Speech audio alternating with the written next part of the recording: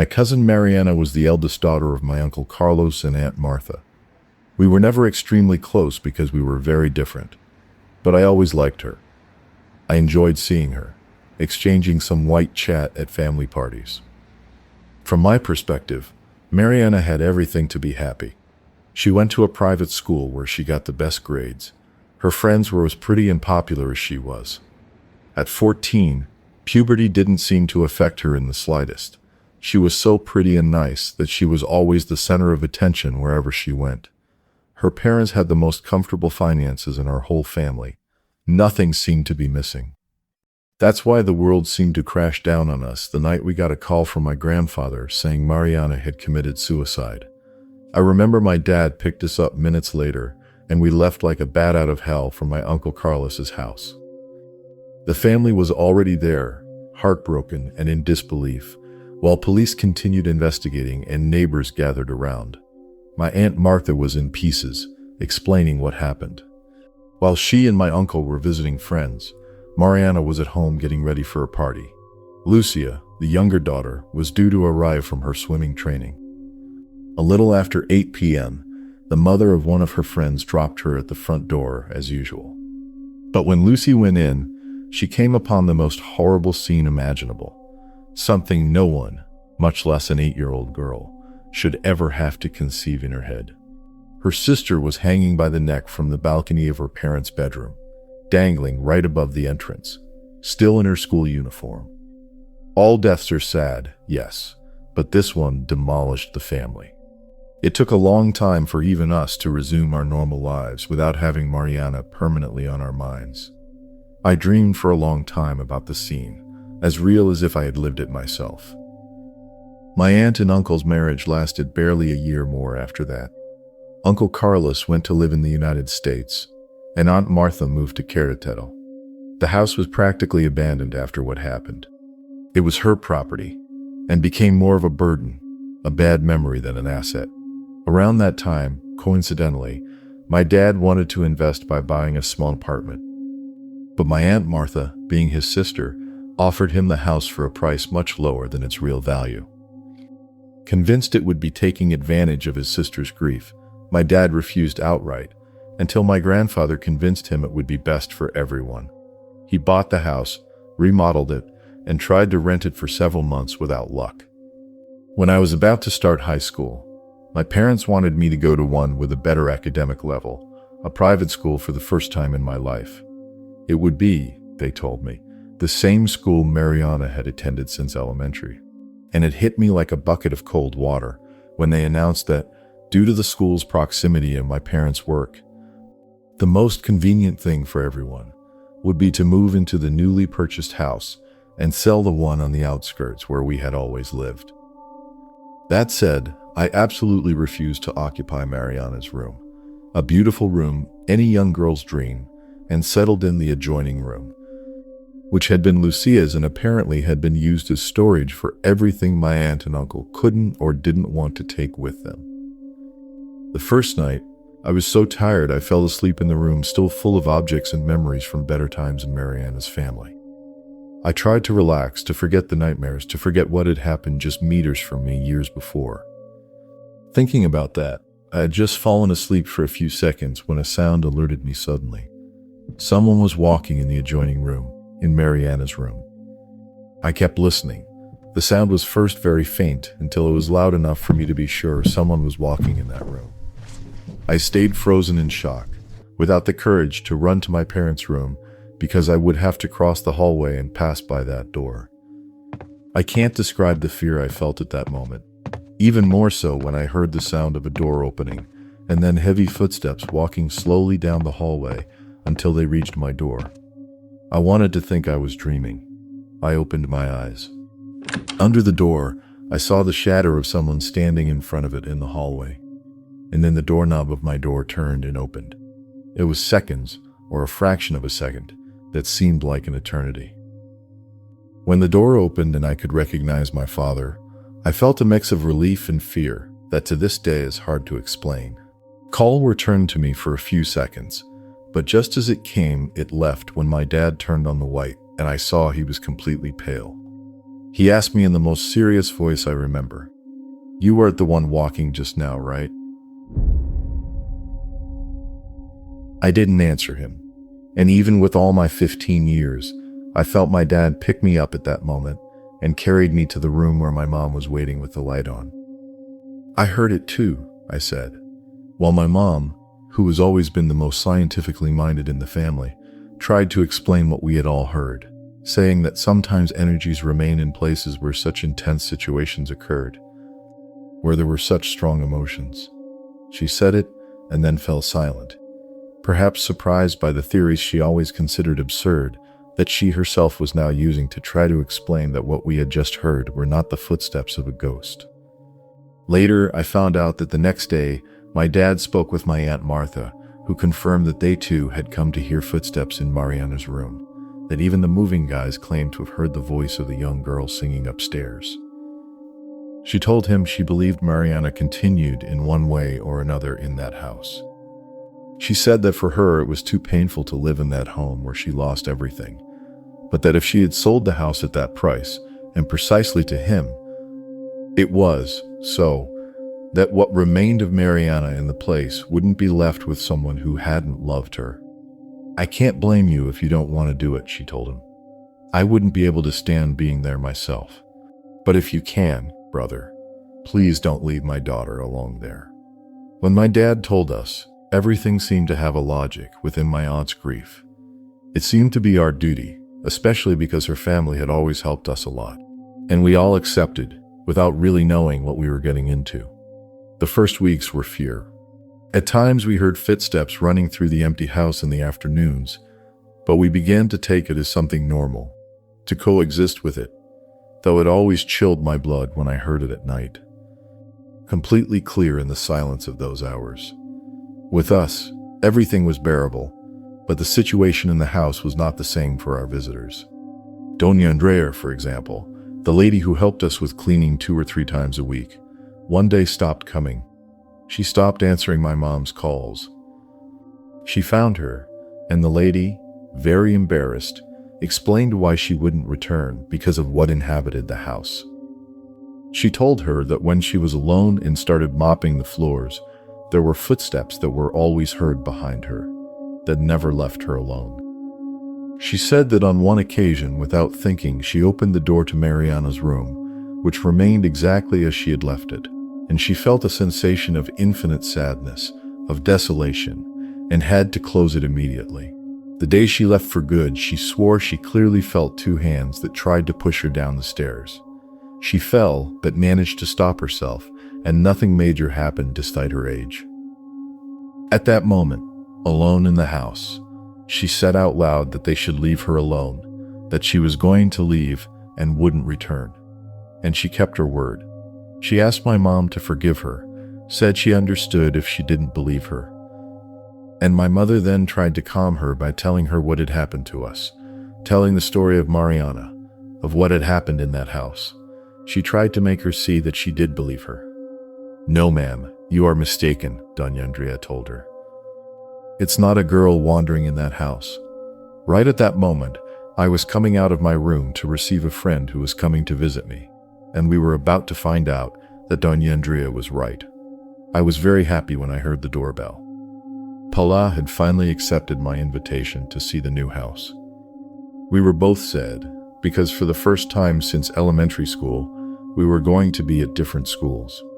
And I think in a certain way she was a little upset with me about it, even though I explained I couldn't do anything about that decision. When I looked out, she waved happily from the garden entrance, and I ran down to meet her. I thought my parents weren't home, so I wanted to take the opportunity to talk to her about everything that was happening to me, something too strange to explain over the phone or by text. I opened the door and started showing her the garden, which was truly gorgeous thanks to my Aunt Martha's patience, creativity, and dedication. Suddenly, I turned my back to show her a fountain and heard a scream of fright that almost immediately turned into laughter. "What happened?" I asked. "Your dad almost scared me to death," she replied. "My dad? Why?" "He was looking out from the upstairs window with a horrible monster mask," she said. When I heard that, I was filled with fear. I didn't know what to do and hesitated to look toward the window. I didn't want to. I refused to think it was that room. Which window? I asked. That one, the one in the middle. I felt my body weaken. She was referring to the window of Mariana's room. Shut up, that's not true, I said, starting to cry. She asked me what was wrong, why I was getting like that. I could only say there was no one in the house. I swear I saw it, she said with a horrible face. I thought he was messing with us, you know how he is. We both looked toward the window. I at least had a heavy sensation, as if someone were watching us. You could only see a fragment of the room's ceiling from our perspective. The curtains were slightly open, but we never touched them. We never opened them.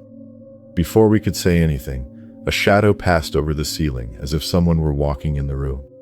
I can't explain it. The shadow was barely a silhouette, but I felt it was the shadow of Mariana.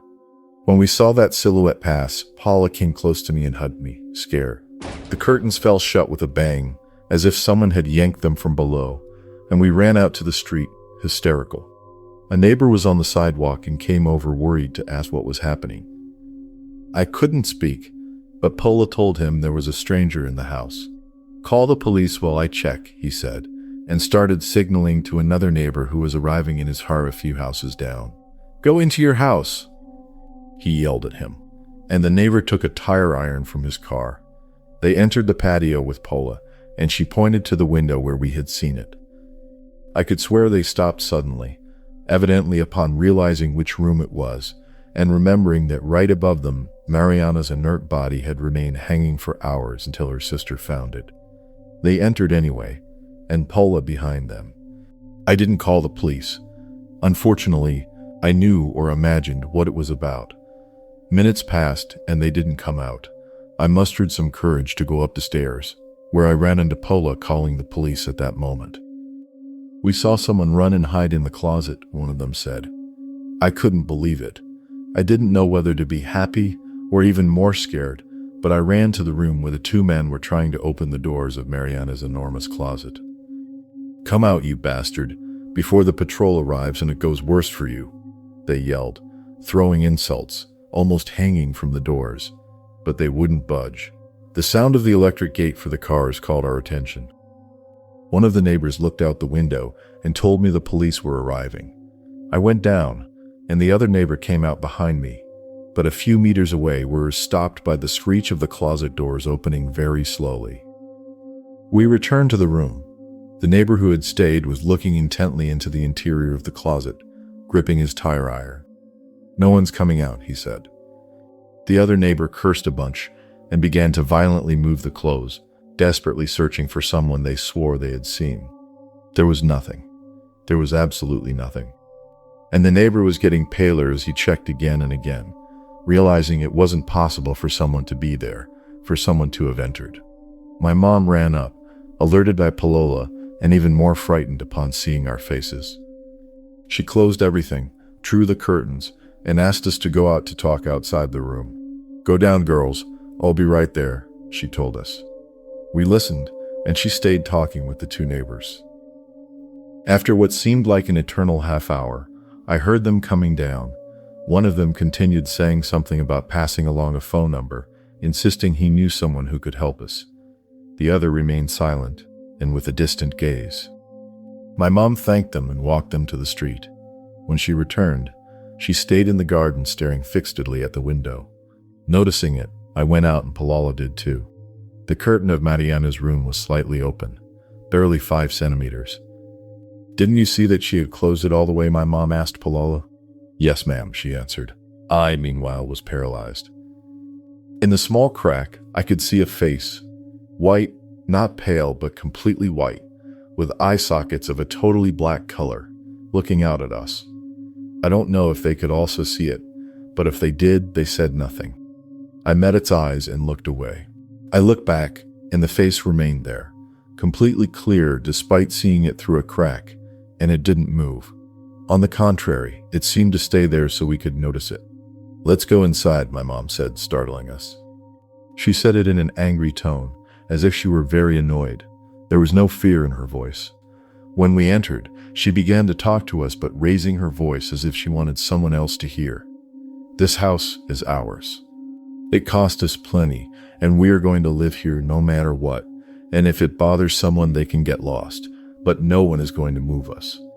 In her angry words, there was something calming for me.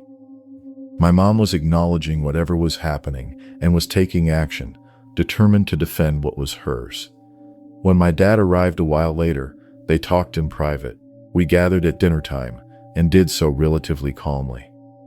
When Poela's parents came for her and she left the door, I returned to find that the heavy silence that accompanied us had broken and my parents were arguing, apparently about how to handle the situation. Even with all that, my mom tried to be rational as one can be arguing about a supposed ghost inhabiting your house. And my dad went to a drawer by the entrance, angry, and took out a pack of cigarettes he must have had from years before, since I hadn't seen him smoke in forever. He went out, and my mom went after him. I listened from the door. "We can leave, and that's it. I'll put up a full rent sign and to hell with it. If it rents, fine, and if not, we'll see." "Don't be absurd, please, Ernesto," she answered something like, "Why are we going to leave? Since when does a ghost hurt someone?" When she said that, she fell silent. My dad did too. I think at that moment they realized they were standing right below where Mariana had been found hanging. You couldn't ignore what was happening, nor the face in the window, the heavy footsteps heard at night, or the footsteps I always thought were Mariana's that were heard only during the day. Those always seemed to come from her room. I hoped I could finally start school, so I wouldn't have to spend so much time in that house, to distract myself, to meet new people, and to concentrate on homework for the first time in my life. My mom had started making friends with the neighbor across the street. Her son went to the same school I was entering, and both thought it was a good idea for him to tell me a little about the school beforehand. That way, at least I'd have a familiar face my first days. It turned out to be the complete opposite and had nothing to do with Luis Alberto, the neighbor, but with everything it unleashed and the conversation we had, with everything we learned about each other. Mariana was in my class since elementary school. "You knew that, right?" was the first thing he said when we met, and no, I didn't know. Luis Alberto was a great person, but with a somewhat strange sense of humor, which was why he had almost no friends except a group of guys as weird as him that he hung out with at school. Mariana, well, let's say she was the opposite extreme. She was a girl who got along with everyone, and everyone at school knew her. That's why, despite greeting each other and sometimes sharing the walk to school, there was never a true friendship between them. However, he seemed to know perfectly the story around the suicide. He had been in contact with Mariana in her last weeks, and I was about to learn more things than was good for my mental health. "Have you ever felt anything weird in that house?" he asked. He asked without trying to scare, but then said, "I'm going to tell you something. My little brother's window faces the front of your house, and sometimes at night, he still comes to my room asking to sleep with me. He says there's a girl hanging in the house across the street." My mom scolds him for saying that and blames me, says I must have told him what happened, but I never have, and that seems very strange to me, especially because of all the very strange things Mariana experienced at the end. When he finished telling me that, it hit me like a bucket of cold water. My mom had been very careful not to tell anything about what was happening in the house. Even the neighbors who helped us that time were told that the whole commotion had been about a thief trying to get in through the back door. What Luis Alberto was telling me had nothing to do with what had happened to us. He was telling it because it had truly happened. Upon entering the school, I realized how difficult it would be. Mariana was a very popular girl, and everyone had heard what happened. And somehow, everyone also knew about me, that I was her cousin, and that I now lived in her house. I'd swear they were even afraid of me. It seemed no one wanted to talk to me, and Luis Alberto then came to the rescue. During free hours, he invited me to hang out with him and his group of friends. All of them were obsessed with card games, comics, weird movies, and music I didn't know until then. "We already knew something was going to happen with your cousin," Tony told me. A guy of almost 190 centimeters, chubby, with a childish face despite the incipient beard, too much for his 17 years, and who seemed to be the leader of the group. "She approached us to ask about certain things she had discovered," he continued. What kind of things? I asked. Things, videos, you'll find out. Your cousin had very strange tastes among the things she looked for online. And I'm not talking about the deep web or anything like that. I'm talking about pages accessible to everyone. Videos on YouTube with no type of privacy other than having dozens of random numbers and letters in the title. I don't know how she got to them. I don't know how she started falling into that, but it messed her up badly. Luis Alberto remained silent while the others talked about how people could get suggestible upon encountering strange videos on the net. I noticed, and when we were walking just the two of us toward the house, I asked him why. I don't think it was just suggestion. No one commits suicide because of suggestion. Your cousin didn't lack anything. They say at school it's because she found out one of her friends was going to get with her ex, and the whole group knew except her. But I don't think it was something that would have affected her that way. Besides, he paused as if he had regretted something he was about to say, and suddenly said goodbye halfway and started walking back toward the school. And everything seemed weirder and weirder. And upon arriving home, I heard someone dragging furniture or something on the floor above. I called for my mom to see if she was there, but no one answered. I took the phone and confirmed my parents weren't home. I heard these sounds until I reached the hallway next to the stairs. I decided to quickly go out to the patio and start doing homework in the garden. By then, I could tolerate hearing these weird things, but it gave me enormous terror to suddenly see something in the house. And then, my mom arrived with a girl, the new girl, to help us with maintenance. When I greeted her, I saw Luis Alberto arriving at his house with one of the guys from the group. They signaled for me to come over, and I went with them. Look, we're going to explain some things to you, but you can't tell anyone else. Not the guys in the group, not anyone at school, not your parents. Okay? I told them yes, a little nervous. Let's go to your house. I think it will be easier to explain it there. We entered, and I told my mom I would be with some friends in my room. We went up. Luis stopped at the entrance and pointed to the adjacent door. That there is the door to Mariana's room, right? Yes, I answered. Let's go. I think we have to be there. I'm sure she didn't do it because of the boyfriend or the friends, the other guy said. More like I think the thing with the friend happened because Mariana was distancing herself from her group. She didn't care about spending time with them anymore. She was almost always connected in these bizarre chats she found, talking with us. Is this the window? He asked, standing next to it and opening the curtains suddenly. I thought they were talking to me, and before I could answer, Luis Alberto answered yes. He also approached the window and pointed to the house across the street. The trees barely let you see that particular window from where I saw it, the window of my sister's room. I haven't told you everything. Forgive me, please, but I promise I'm going to be 100% honest with you now, Luis told me. Weeks before what happened, I started to worry a lot about Mariana. The things she said were getting weirder and weirder. She sent me strange messages in the middle of the night, and then in the morning would assure me it wasn't her. Suddenly she'd send messages, even in our group chat we ended up adding her to, and she could write, for example, "Good night," and then a bunch of nonsensical characters, and then continue as if nothing had happened. On one occasion, she sent us a photo out of nowhere, a photo of herself with a completely serious expression, staring into nothing. Behind her, you could see a huge black silhouette. It looked blurry, as if someone had run quickly to not be in the photo. When she sent it, I went to my brother's room to see toward this room, to see if there was someone here with her, and I saw a figure next to the window. At first, it seemed to be Mariana on a chair because she looked taller than the frame, as if she were fixing something. But it didn't move. It was just still here, in front of this window, right where you're standing now. Suddenly, Mariana, with her unmistakable long hair, entered the room, and I realized that what was next to the window wasn't a person.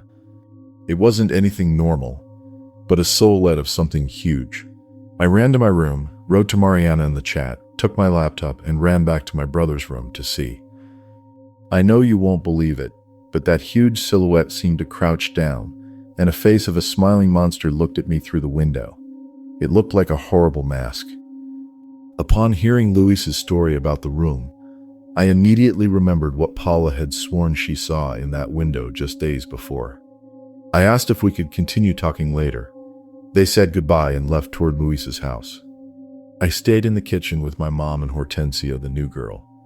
We heard footsteps running on the floor above, and Hortensia paled. "It's what I had told you about. But I tell you, you have nothing to worry about," my mom told her, trying to calm her. My phone buzzed. It was a message from Luis Alberto with a pixelated image from a crop, but that left no doubt what it was.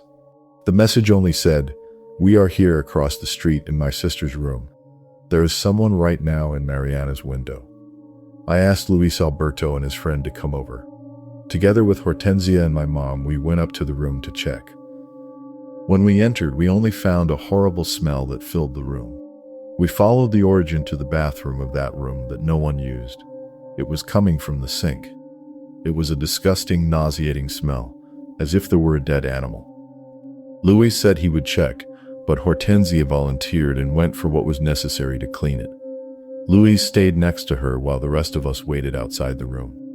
Shortly after, Hortensia screamed. Luis started to vomit.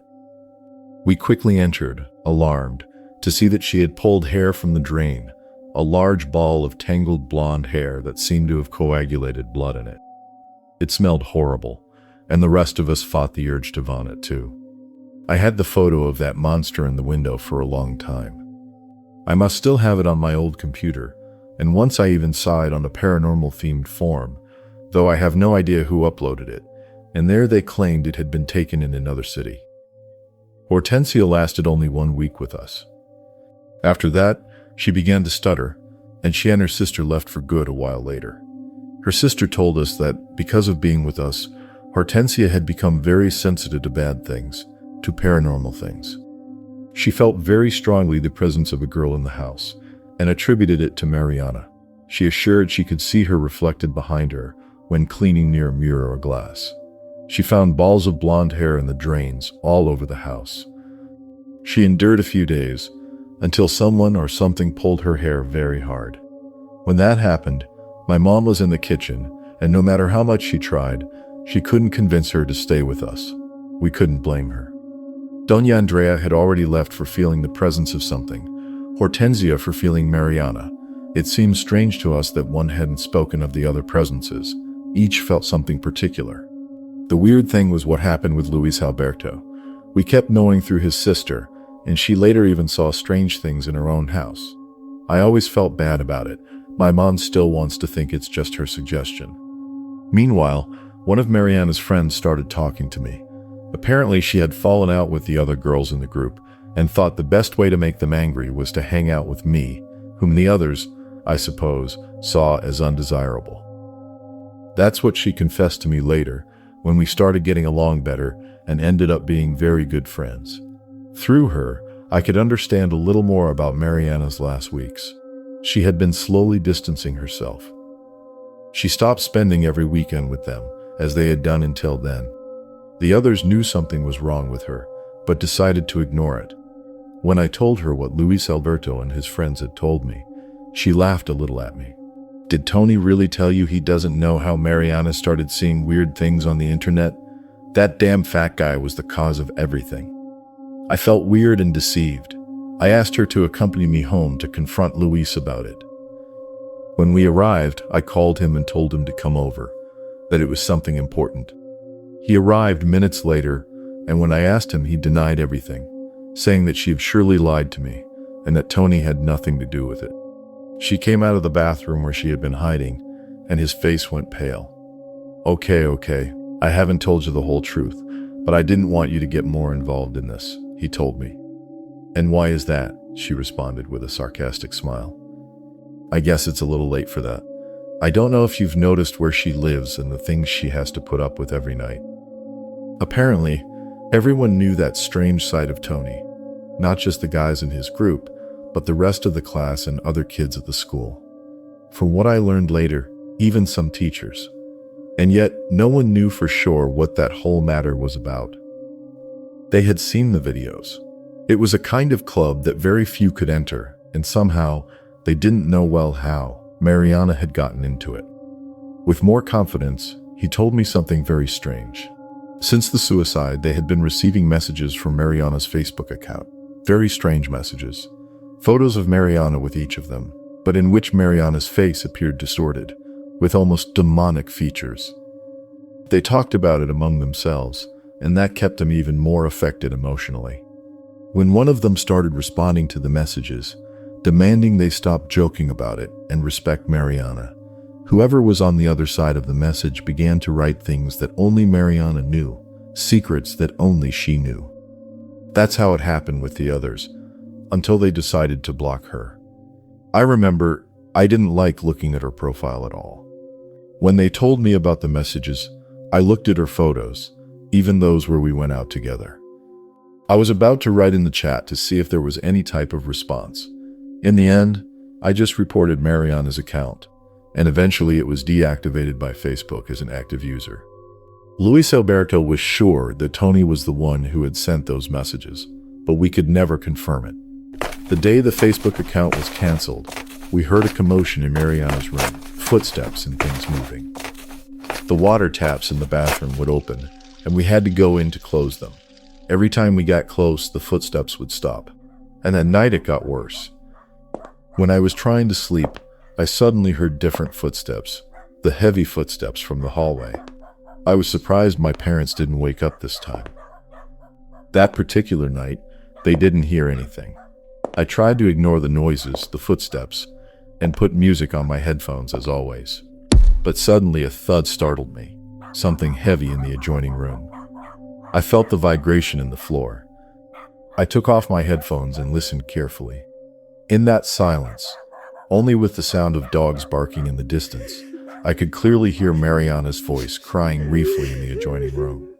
Then footsteps running and fading in the direction of the window, as if someone had jumped. I was shocked. I didn't understand what was happening, what I had just heard.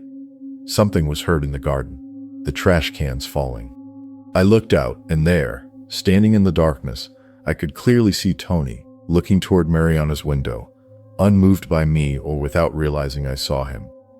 I remember that for a moment, I felt everything was clear, that somehow Tony was responsible for everything, that he could have been in the room moments before and had jumped. Of course, these are conclusions you reach in fractions of a second while I dashed out of the room into the garden to confront him. I could see him escape at full speed as I was going out of the patio, jumping the small fence. Suddenly, something touched my back, and it wasn't Tony or his escape. Just beside me, out of the corner of my eye, I could see the silhouettes of Mariana's feet hanging. I stopped, feeling pins and needles in my legs, my back, my arms. I knew I had to run inside, escape, but my legs wouldn't respond. I was only making an inhuman effort not to turn my head. I was frozen. Out of the corner of my eye, I saw how the hanging feet were getting closer toward me. I gathered strength from the fear and ran inside. I'd swear that in 3 seconds I crossed the house, went up the stairs, and started knocking on my parents' door. For some reason, this time the lock on their room was set. Without turning to look, I clearly felt the hanging figure came down the hallway behind me to approach me. When my mom opened the door, I ran in and threw myself into my dad's arms, begging them to close the door because there was something in the hallway. They couldn't see anything. Looking out the window, my dad said there were people in the house across the street, Luis Alberto's house. That was very strange because they slept very early and it was past 3 a.m.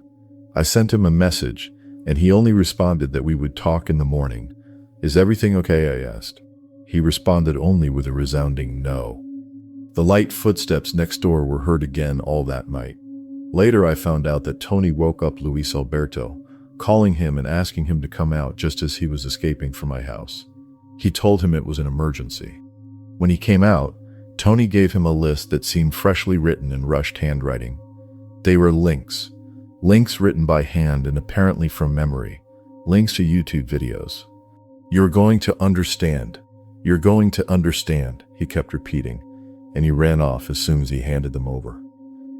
The angle in the trees didn't let him see my house clearly, but Luis claims that when he turned, he could see in the distance, between branches and leaves, Mariana hanging in the same place where she had taken her life. I didn't tell him what I had seen at that exact moment, but I certainly believed him. I didn't want to watch the videos. I tried, but I couldn't. He decided to show them the next day to a teacher who was a good friend of their group. Tony never returned to school. The links were reviewed by school staff but not by the police. Apparently they weren't interested in reopening a case to see if Mariana's suicide had been induced in some way by someone else. I heard they went looking for Tony at his house, but he only lived with his older brother, and he assured them he didn't know where he had gone. Luis Alberto's little brother took his own life a month later. I didn't want to know how he did it. I only knew that Luis found him, and I never spoke to him again. He never returned to his house, and his parents left just days after what happened. As far as I know, he deleted his Facebook account or blocked me, and he never communicated with his friends again. At home, the activity calmed down a bit to the point that we no longer have plans to leave. No one has felt any physical aggression. The heavy footsteps have stopped being heard. As you know, the first part of the story was more about what was happening to me back then. I never expected what happened to Luis Alberto's brother. Someday I hope to see him and learn more about it, to know what happened to everyone. That's the only thing that would leave me more at peace. Last Halloween, a guy I was dating came by for me and, without knowing anything about what had occurred here, mentioned having seen a hanging figure in the patio. Evidently, we don't even decorate for those dates. I had been calmer until one day. Arriving home, it was only 7 p.m., starting to get dark. A red demon face with completely black eyes was watching me from the window of Luis Alberto's brother's room.